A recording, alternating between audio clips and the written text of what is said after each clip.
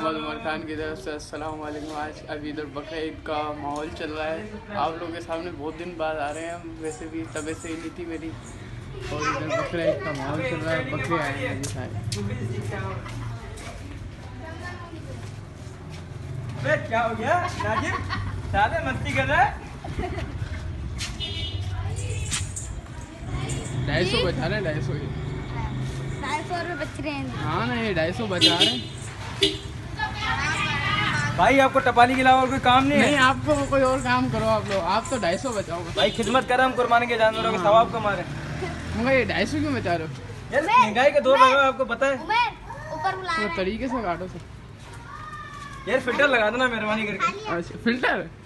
काले लोगों का फिल्टर भी काम नहीं करता है। ये लो खा लिया इसने।